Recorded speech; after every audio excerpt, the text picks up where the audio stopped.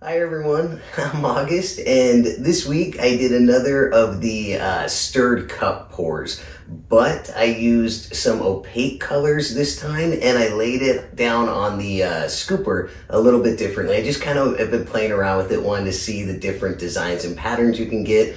What the stirred cup thing is you have a pot of paint mixed like your other paints with whatever pouring medium you're using. Now I put in, for this one, fluid acrylics from TriArt, put a couple drops of 3 different colors, came in with this popsicle stick and just gently swirled through those drops of colors. Now you can use the fluid acrylics and you can also use paint that you have already mixed with the pouring medium. You would just put a few drops of that in instead.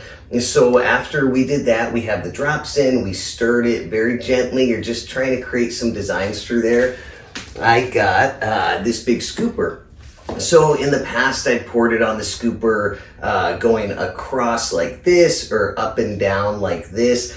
This time I wanted to see if I could kind of keep the design that was in this cup on the scooper. So all I did is I just poured it straight down in one single shot on this scooper and then poured it onto a board. So my board already had white house paint pillow down.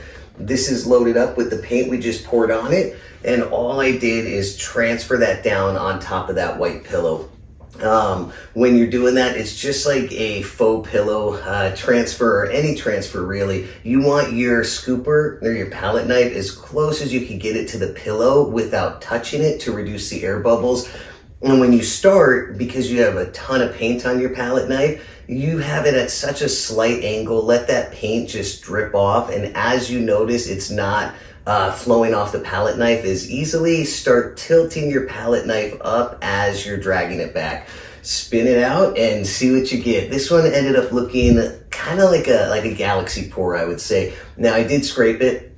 I'll tell you why. I mixed the black paint that I used for the big pot yesterday, so I thought there'd be no bubbles in it today. Well, as I was pouring it out, there were so many bubbles in it still, so I didn't want to have to deal with all the filling into the bubbles when it dried, so I scraped it. But I hope you guys give it a try. It's super fun, and again, depending on how you lay this down on your palette knife, creates just such different results.